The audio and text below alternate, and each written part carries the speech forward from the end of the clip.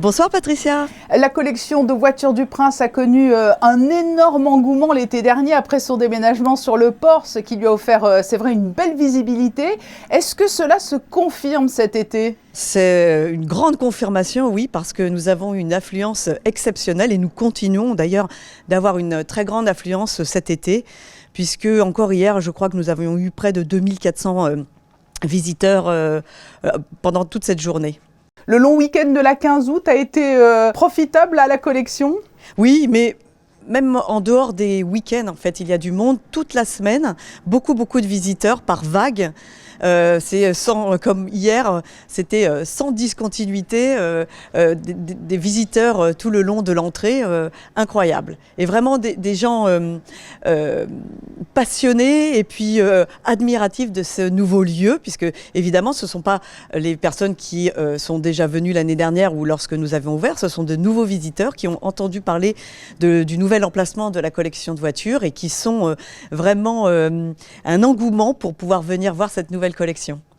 Et justement, fort de l'expérience de cette première année sur le port, dans les locaux qui ont permis d'offrir une nouvelle scénographie, quels sont les points majeurs de cette nouvelle attractivité ? Que vous disent les visiteurs ? Les visiteurs nous disent déjà que les voitures sont vraiment mieux mises en valeur que dans l'ancien lieu. Ils nous disent aussi que les tables digitales avec les films, avec les photos qui retracent la famille princière et l'histoire de ces voitures au cœur de la famille princière, pour eux, c'est vraiment l'impression de rentrer un petit peu dans l'intimité de la famille. Donc ça, ils sont enchantés. Et puis par toutes les vidéos aussi et les petites films qui sont autour du Grand Prix de Monaco ou du rallye de Monaco sur la mezzanine avec les voitures de rallye et les voitures de F1 et puis sont évidemment attirés par la F1 de Charles Leclerc parce que c'est la vraie voiture, le vrai châssis de la Formule 1 avec lequel il a gagné Spa et Monza en 2019 et les jeunes comme les plus anciens sont en admiration devant cette Formule 1. Oui, et d'où viennent-ils ces visiteurs ? Plutôt de l'étranger ou du bassin régional ?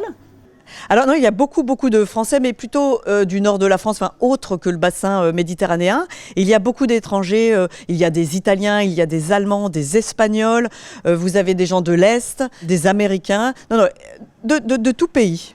Il y a également des animations ponctuelles qui ont cours cet été et qui contribuent à varier l'offre. Cet été, nous avons un événement.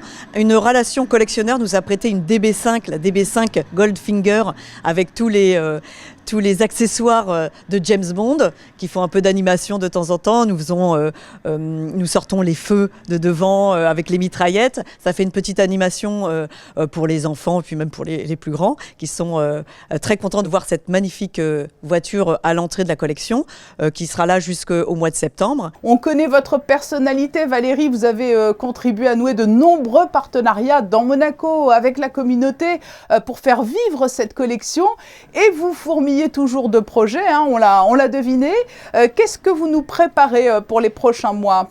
Le dimanche 10 septembre, nous allons, comme l'année dernière, nous allons sortir 2 véhicules pour la 10e année du rallye de Schalker-Monaco. L'année dernière, le Prince avait donné un avis favorable afin que nous sortions 2 véhicules pour participer à cette balade vintage. Donc nous allons recommencer cette année pour les 10 ans de Schalker-Monaco, qui sera le samedi 10 septembre.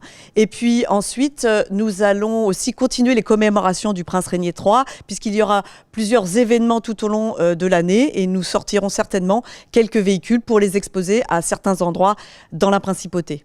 Oui, on se souvient effectivement des véhicules qui ont pris la route le 31 mai dernier pour l'hommage au Prince Régnier. Vous pourriez être amené peut-être aussi à proposer des prêts à l'étranger ?